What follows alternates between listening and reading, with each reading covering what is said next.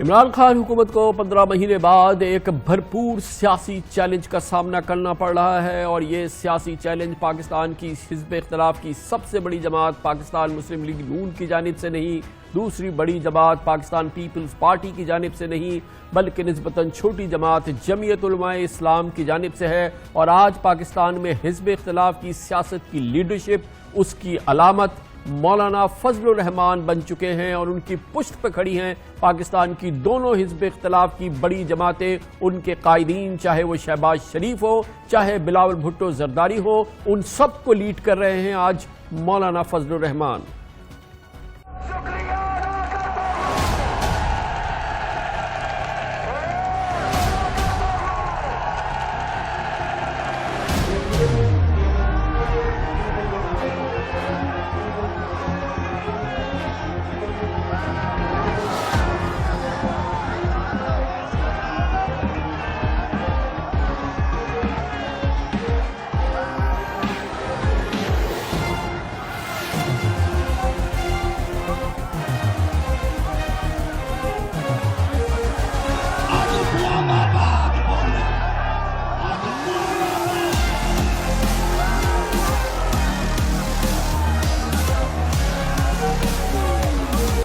جناب مولانا فضل الرحمان صاحب کو اس عظیم و شان آزادی مارچ لیڈ کرنے پر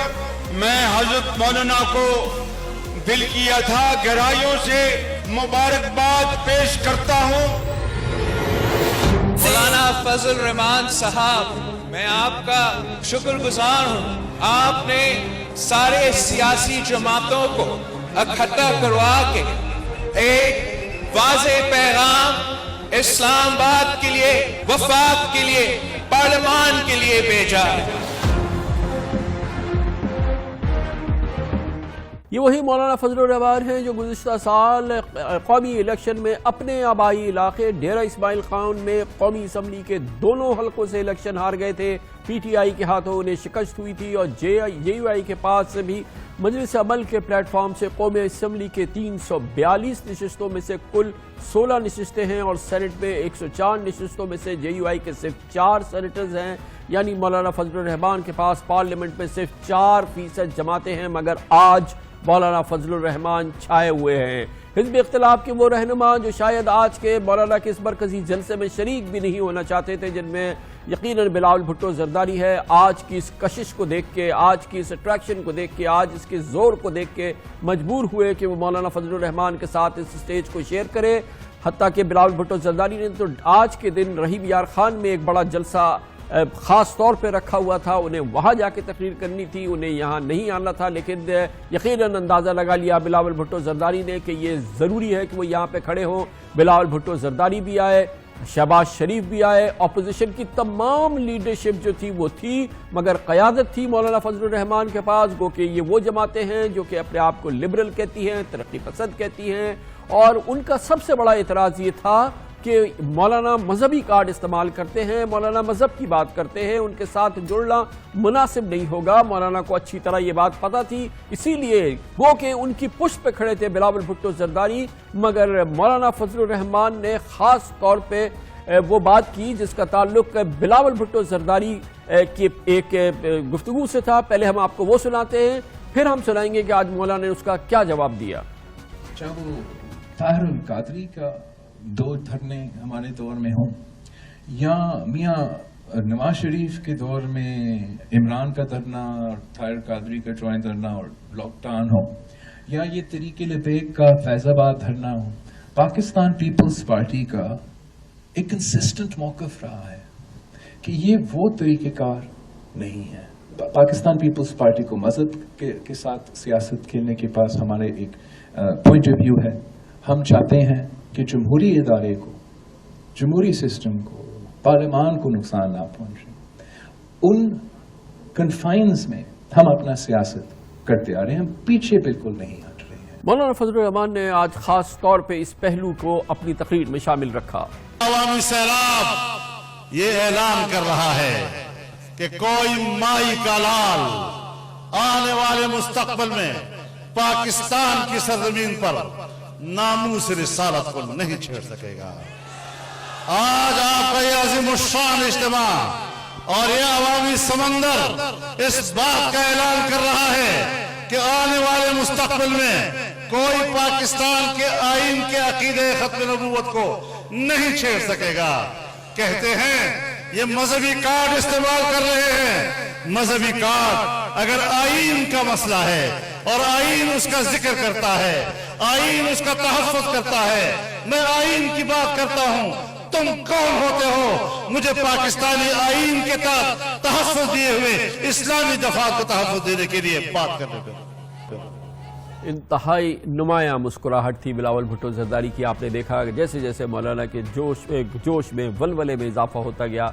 बिलावल भुट्टो ज़रदारी बहुत ही लतीफ़ अंदाज में उनकी मुस्कुराहट में इजाफा होता चला गया।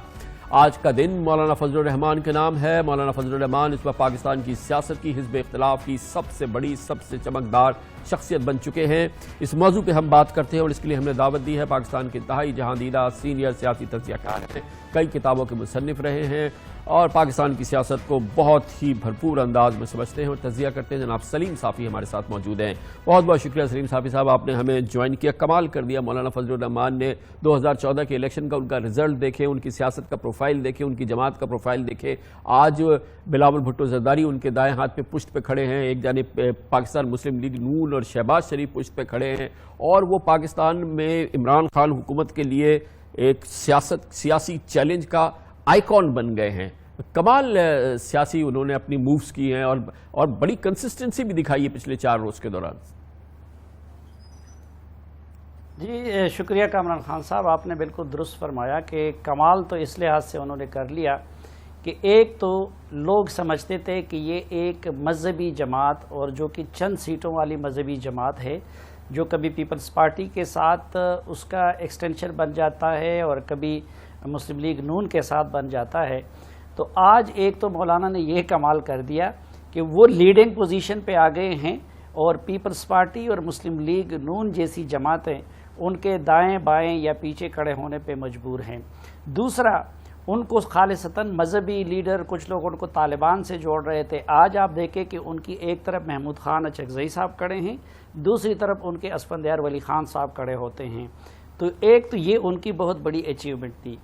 तीसरा, जो एक अपोजिशन की सफ़ों में पिछले साल 1.5 साल से जो एक जुमूद था, जो एक मायूसी थी, जो एक हौसला शिकनी किस्म की कैफियत थी, तो उन्होंने पहली मरतबा सारे अपोजिशन को भी हौसला दिया और एक इर्तिहाश पैदा कर दिया।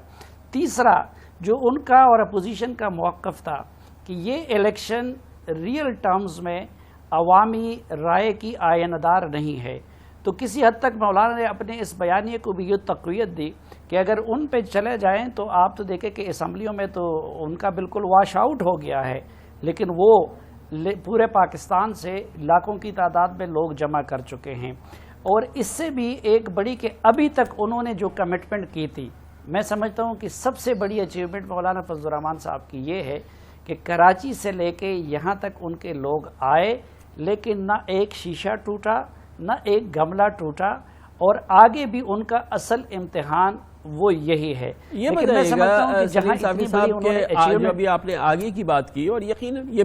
मिसाली सियासी तहरीक है जिसमें ज़बरदस्त नज़्म व ज़ब्त भी देखा, अदम तशद्दुद देखा, और यकीनन हुकूमत के लोग भी उसको रेसिप्रोकेट करते चले गए और इस तरह से पाकिस्तान में एक नई तारीख़ रकब हुई है सियासी मुखालफत की और उसको एब्जॉर्ब करने की। आगे आपको क्या लगता है, क्योंकि आज तक का तो था जमातों का कमिटमेंट, लेकिन अब है धरना, आज के बाद से 2 दिन का धरना है, उसके बाद वो कहते हैं कि बेकाबू हो जाएगा, ये मजमा हो सकता है। तो आपको क्या लगता है कि अब पीपल्स पार्टी और PMLN जो है उनकी पुष्ट को पे कितने खड़े नजर आएंगे? मौलाना पीछे मुड़ के देखेंगे तो शहबाज शरीफ और बिलावल भुट्टो ज़रदारी उनके साथ खड़े होंगे, उनकी क़यादत में वो आगे आगे होंगे, ये पीछे पीछे चलते रहेंगे? देखिए, ये तो जब से मौलाना ने ऐलान किया था तो पीपल्स पार्टी और मुस्लिम लीग दोनों की क़यादत गुमगू की कैफियत से दो चार रही। मुस्लिम लीग नून मियां नवाज शरीफ साहब और मरियम नवाज साहबा या उनके जो हम नवा हैं वो तो पूरी क़ुव्वत के साथ मौलाना के साथ आना चाह रहे थे, और कैप्टन सफदर ने ये कहा था कि वो मौलाना के साथ आएंगे सक्कर से। शायद उनकी गिरफ्तारी में एक वजह ये भी हो। अलबत्ता जो शहबाज शरीफ साहब हैं और इस वक्त उनके साथ जो है एहसन इकबाल साहब और ख्वाजा आसिफ साहब, تو لگتا یہی ہے کہ وہ اس دوران بھی اپنے آپ کو کچھ فاصلے پر رکھ رہے تھے، اور شاید وہ اس دوران اپنے آپ کو ایک مذاکرات کے لیے بھی انہوں نے اپنے آپ کو اوپن رکھا تھا، اور پیپلز پارٹی کی قیادت کی بھی یہی روش نظر آ رہی تھی۔ لیکن آج ایک تو آپ دیکھیں کہ بلاول صاحب 2 مرتبہ آئے، سکر میں تو انہوں نے مولانا صاحب کو حسب پروگرام سی آف نہیں کیا تھا، لیکن بلاول صاحب رات کو بھی آئے، انہوں نے تقریر کی مولانا کے پہنچنے سے پہلے، اور آج بھی وہ آئے اور پھر مولانا کے ساتھ بھی ان کی تقریر کے دوران سٹیج پہ موجود رہے، اس سے پہلے خود بھی خطاب کیا۔ تو میرے خیال میں اب ان دونوں جماعتوں کا رول اہم ہو جائے گا۔ بہت بہت شکریہ جناب سلیم صافی ہمارے ساتھ موجود تھے۔